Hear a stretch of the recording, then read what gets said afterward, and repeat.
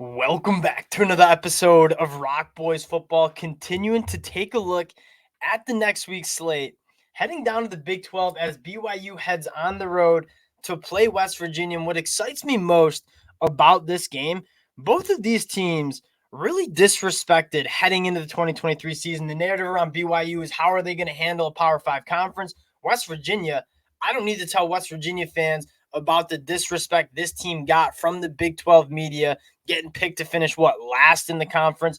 I have a quote from Athlon Sports. We talked about it in the summer. I'll read it again. Quote, "This might be the worst roster in the league. They have some talent, but they're not physical at all. They're really small, especially compared to old West Virginia teams." Both of these teams criminally disrespected. This is from a magazine heading into this one. And you're looking at both of these teams with a chance to get to their sixth win in early November and clinch a bowl game. Really excited for this matchup. Now, before we get into it again, just want to say thank you to you guys. The support that all these game breakdowns have gotten, it truly does mean a lot. I have a blast taking deep dives into these matchups, but the amount of support y'all have shown, it's been amazing. So if you do enjoy the content, consider subscribing to the channel. And more importantly, love hearing from you guys in the comment section, chopping it up ball. I learned a ton from you guys, so let me know your picks, predictions, keys to the matchup in the comment section. Without further ado, let's get into this one. And I want to start with this West Virginia offense that has just absolutely turned it on the last couple of weeks. And this was a West Virginia offense that the reason they were winning games in the beginning of the year was not due to this offense being explosive and putting up points on the board.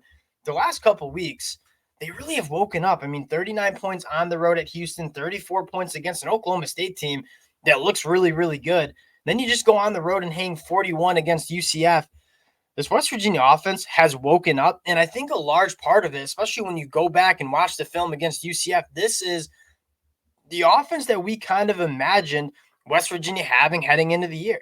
I mean, big and physical up front, running the football extremely well. And what happens when you run the football well? The quarterback gets a little bit more comfortable back then. I thought Garrett Green, although on the box score, didn't necessarily light it up. I thought he played a phenomenal game, had to deal with a few drops, focusing in on this run game.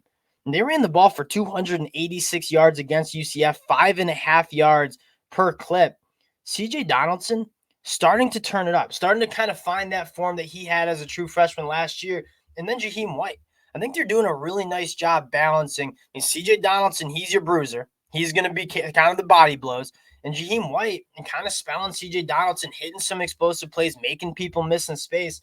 This run game is really starting to find its form. And I think as a result, Garrett Green is getting more and more comfortable at that quarterback position. Again, Garrett Green made some nice passes against UCF. That was some drops in key moments. But this is a quarterback. And I think the one word I'd use to describe Garrett Green is he's just a gamer. Like the dude, he's not an all-American talented quarterback, but he knows how to move the chains with his legs. He knows how to come up big in big moments. This dude is the kind of epitomizes what it is to be a solid college football quarterback in terms of showing up big when it matters. Been really impressed with Garrett Green and what he's done with this offense. And you look at BYU's defense and the story at why they're 5-3. They're one of the least penalized teams in the country, and they're one of the best teams at the turnover margin. They're forcing 2.3 turnovers per game. And what's the key to BYU has been is they don't give up the explosive play, and they're going to force turnovers. So when they make teams go 12 plays, 80 yards, they're going to be trying to force a turnover during that drive. You take a look at the secondary. They're giving up a 62% completion percentage. That's 87th in the country. That's not great, but they're only giving up 6.7 yards per pass attempt. That's top 30 in the country. So what is this BYU team doing really well is not giving up the explosive play, and they're forcing turnovers. And that at the college football level is a really good recipe to having a solid defense. The one matchup you're looking at, if you're West Virginia, it's no secret. You want to run the football behind a good offensive line with two really good running backs. BYU's rushing defense, 4.6 yards per carry. That's 97th in the country. Can BYU stop this West Virginia rushing attack is probably the biggest story of the game, because when West Virginia is humming on offense, they want to run the football, and they want to run the football effectively. Can BYU stop them up front? That's probably the biggest question that you have.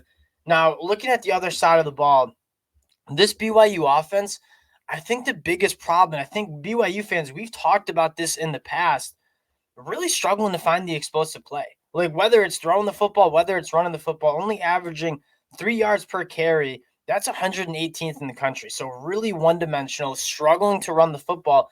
And then you look at the passing attack, they're only averaging 6 yards per pass. That's 114th in the country.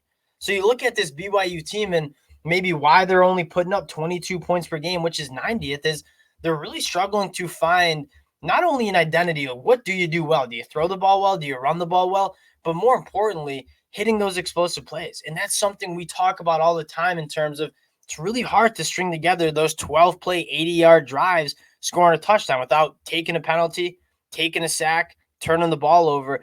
BYU not really finding those freebie plays.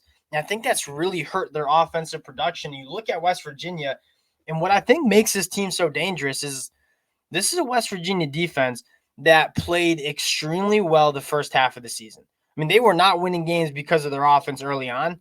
They were winning because of their defense. And then the narrative's kind of flipped, right? This West Virginia offense has played really well lately. The West Virginia defense, not so much. Can West Virginia get back to that form that they had on defense earlier on in the season? I think they have some playmakers to do so. You look at Alik Hogba, I say it every time. I think he's one of the best linebackers in the Big 12. True freshman Ben Cutter, and that he was playing extremely well against UCF. And then you look at the back end, Beanie Bishop has been one of the biggest impacts on this West Virginia defense and a West Virginia secondary that has just gotten ravished with injuries.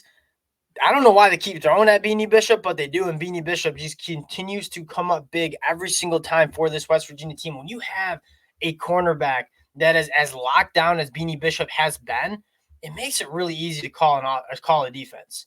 And you don't have to give Beanie Bishop as much help because he can handle himself on the back end.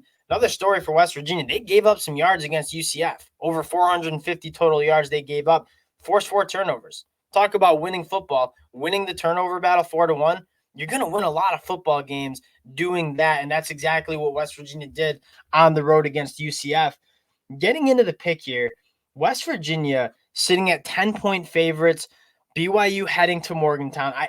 You got to like West Virginia in this spot. And at 10 points is a lot. This isn't one that I'm necessarily rushing to the counter to bet.